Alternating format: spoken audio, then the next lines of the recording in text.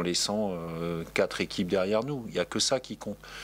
Donc si ça doit passer par des victoires, par exemple, contre les 2 premiers du championnat, ben, ça passera par 2 victoires contre les 2 premiers du championnat. Je veux dire, aujourd'hui, on n'est pas, sincèrement, on n'est pas à un exploit près. Non, mais il faut se remettre dans le contexte. Et moi, c'est ça aujourd'hui sur lequel je veux insister. Je rappelle quand même que la saison dernière, l'objectif, il était un maintien tranquille, un maintien sans trembler. D'accord? On s'est retrouvé promu en Ligue 2. Okay? Aujourd'hui, être là où on est, c'est exceptionnel. Compte tenu, encore une fois, des joueurs qu'on peut avoir, de leur passé, je veux dire du passé des joueurs à ce niveau-là, y compris du staff d'ailleurs, globalement. C'est exceptionnel.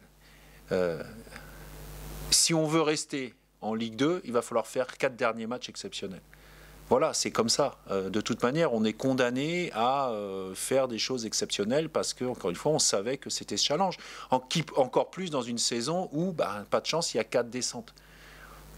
D'habitude, c'est 2 plus un barragiste. Dans une saison normale, on serait 3 points devant le barragiste. Voilà, donc c'est comme ça. Mais encore une fois, tout ce qui s'est passé jusque-là est presque au-delà de ce qu'on pouvait espérer. Il faut continuer à avancer à ce rythme-là et laisser 4 équipes derrière nous. Alors bah, pour ça, effectivement, il y a 4 matchs à faire. Il va falloir faire 4 matchs exceptionnels. Est-ce que le fait que le Havre puisse potentiellement peut-être valider sa montée ici, peut-être battre le record de rapidité, ça vous rajoute un problème, on va dire? Moi, je ne le vois pas comme ça. Aujourd'hui, déjà, il y a des résultats on joue en match décalé, donc on connaîtra les résultats. Ce que seront les résultats samedi soir, j'en ai strictement aucune idée. La probabilité qu'on joue lundi soir en étant au moment du coup d'envoi relégable, elle est importante. Voilà, puisqu'il faudrait qu'il y ait plusieurs résultats, je dirais, favorables. Mais qu'on joue, c'est ce que j'ai dit aux joueurs aussi, qu'on joue en même temps, qu'on joue en décalé, de toute manière, il faut prendre des points. Donc ça ne change rien, c'est pas la peine de se prendre la tête par rapport aux résultats. Et en admettant que ce soit des résultats positifs, c'est pas un moment de se relâcher non plus. Encore une fois, d'ici la fin de saison, il y a 4 matchs. Et il faut faire 4 matchs exceptionnels comme on a su les faire à certains moments dans la saison. Voilà, il faut être à ce niveau-là.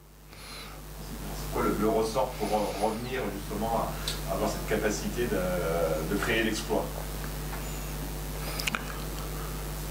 On ne peut pas faire des exploits tout le temps. Donc quand vous dites revenir à faire des exploits, à un moment donné, on a eu aussi... Je dirais, on n'est pas très loin du niveau qu'on a affiché à certains moments contre des équipes comme Amiens et Caen, par exemple, à domicile. Mais il y a des facteurs, à un moment donné, de réussite qui vont dans votre sens ou qui ne vont pas dans votre sens. Et ça, on n'y peut rien. C'est qu'on a tendance à les oublier quand on gagne et on voit que le côté positif. Il faut faire attention à ne pas les occulter quand le résultat est moins bon, de manière à ne pas voir... je dirais les choses en noir ou de manière pessimiste. Moi aujourd'hui, c'est un visage que je dois afficher pour transmettre certaines choses. Aujourd'hui, ce qui est pénible, mais c'est pas que dans le foot. J'ai eu la chance de vivre 3 ans à l'étranger, sincèrement. Et quand on revient, il y a 2 choses qui sont flagrantes. C'est à la fois, la France, c'est beau. C'est quand même bien. Mais alors par contre, entre le verre à moitié vide et le verre à moitié plein, on voit toujours le verre à moitié vide, quoi. On se plaint tout le temps, il y a toujours quelque chose qui ne va pas. Vous prenez 1 point contre Dijon, on vous dit vous en avez perdu 4. Je veux dire, à un moment, moi aujourd'hui, j'ai pas le temps d'être déçu, j'ai pas le temps de me poser la question de savoir ce qui serait passé si on n'avait pas pris de but à la dernière minute contre je sais pas qui. Moi aujourd'hui, je dois afficher un visage combatif, je dois être combatif et emmener une troupe avec moi. Vous imaginez bien que les gens qui m'ont donné cette responsabilité au club, ils attendent pas de moi que je sois en train de me lamenter après quoi que ce soit. Voilà. Aujourd'hui, c'est le moment de faire... aussi le bilan un petit peu de tout ce qui a bien fonctionné et puis tirer les enseignements de ce qui n'a pas fonctionné, par exemple, nos fins de match depuis le début de la saison. Et s'il y a un moment vraiment idéal pour tout mettre en application, tirer les enseignements et être efficace à ce moment-là, bah, c'est maintenant. Et puis dans ce cas-là, encore une fois, on sera sur une fin de saison et une saison globalement exceptionnelle. Mais on le savait depuis le début qu'il fallait être exceptionnel. Voilà, on est dans les temps. On n'a plus beaucoup de marge, mais on est dans les temps. Donc à nous d'être à la hauteur. Est-ce que c'est ça le plus dur aujourd'hui, notamment vis-à-vis de l'extérieur, ou même vous, en interne, le fait d'avoir eu cette fameuse avance, que tout le monde est un peu cru, que voilà, et là se remettre ouais, dans le... non mais d'accord, mais je le dis à chaque fois, oui ça nous dessert, mais ça dessert pas que nous. Regardez Nantes aujourd'hui en Ligue 1, 10 points d'avance, 9 points d'avance. Mais c'est pas, moi j'ai fait mon boulot et puis ça fait suffisamment longtemps que je suis dans le football pour savoir que, et reconnaissez, je l'ai annoncé. Alors des fois c'est pas bien, parce que moi ça m'est arrivé, parce que encore une fois c'est la même histoire tout le temps. Hein. Puis des fois on m'a dit, ah ouais mais à force de l'annoncer, bah, finalement c'était parce que tu l'as trop annoncé que ça s'est produit. Bah oui, forcément, oui. Le FC Annecy, 9 points d'avance sur la zone de relégation, après 30 ans d'absence au plus haut niveau. Ceux qui pensaient que ça allait durer, voire même que ça allait augmenter, je suis désolé, c'était des rêveurs. Voilà. Moi, je suis pas là pour rêver. Voilà. Moi, je rêve pas. Voilà. Et c'est pas mon rôle. Moi, je dois être combatif, je dois emmener une équipe au combat et je dois emmener une équipe et un club vers un maintien qui de toute manière, s'il arrive, sera exceptionnel. Encore une fois, c'est les conditions qui font ça, puisque pendant 2 ans, on a 4 descentes. On ne l'a pas choisi. C'est comme ça, on savait dès le départ. Donc, et puis c'est un challenge fantastique. Tout le groupe est au même niveau, enfin, entre ceux qui pourraient vraiment être submergés par l'enjeu, ceux qui pourraient lâcher un peu, tu le sens comment le groupe? Je crois qu'on a senti sur Dijon beaucoup de tension sur le terrain. Ça s'est ressenti. Mais finalement, en revoyant le match, on n'a pas été en dessous de ce qui pouvait être, enfin de ce qu'on devait faire et de ce qui était attendu. Voilà, parce qu'il y a des fois, c'est inhibant une telle pression. Et c'est en ça que on doit travailler aussi, parce que il faut jouer à 100%, quoi. Et je ne vais pas dire qu'il faut être capable de se lâcher à 100% parce que c'est pratiquement impossible. Vous voyez, l'autre jour, j'ai regardé Real de Madrid, Manchester City. Pourtant, ils ont l'habitude. Hein. Le match, il n'a pas forcément été au niveau qu'on a attendu, parce que ça se sentait que même Manchester City, par exemple, qui est très très fort avec le ballon, il y a un moment, on sentait qu'il y en avait certains, les contrôles, les passes, elles étaient... et c'est normal, la tension, elle est comme ça. Donc, des fois, il y a des faits de match aussi qui vous rassurent. Il y a des faits de match, au contraire, qui peuvent vous inquiéter. Le tout, c'est de les amener à jouer à 100% de leur cas, à tout donner. Voilà. Et puis, à un moment, le jeu fait que vous oubliez un peu l'enjeu. Mais c'est vrai que c'est compliqué, on n'a pas de certitude avant ça. L'expérience aide. Mais on n'a jamais de certitude avant. À la veille de l'anniversaire de la montée, c'était très... Un bon souvenir. Ouais. C'est bien de le rappeler. C'est vrai que c'était des moments aussi à forte tension et tout. Est-ce que c'est plus dur à gérer une tension de sprint final comme ça là, pour un maintien, ou pour une montée finalement Je vous garantis une chose. Parce que c'est vrai que ça fait 2 émotions.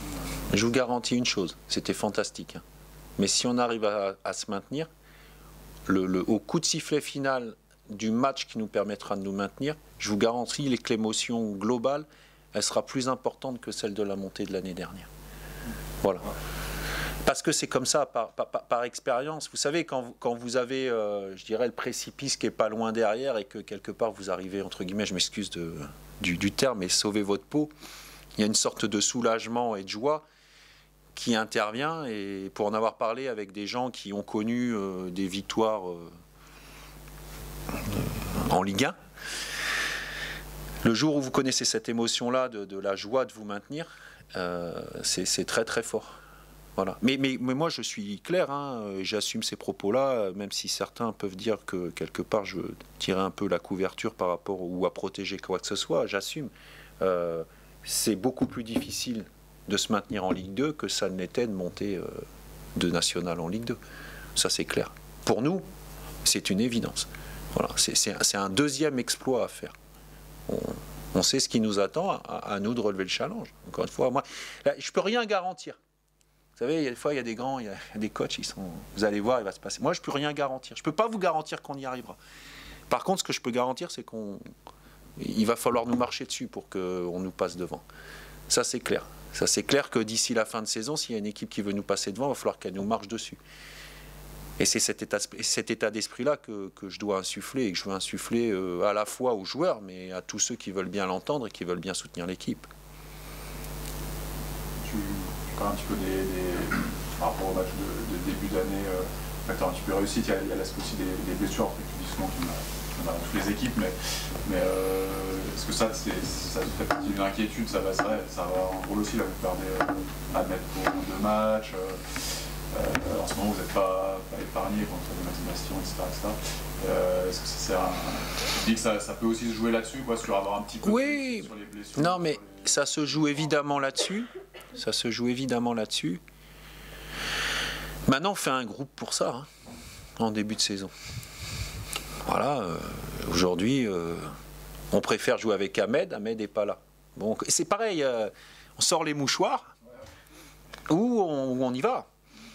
Et il n'y a pas d'autre choix que d'aller et de se présenter avec les forces avec lesquelles on a. Et on n'a pas toujours gagné nos matchs avec une équipe, on va dire, 100% au complet.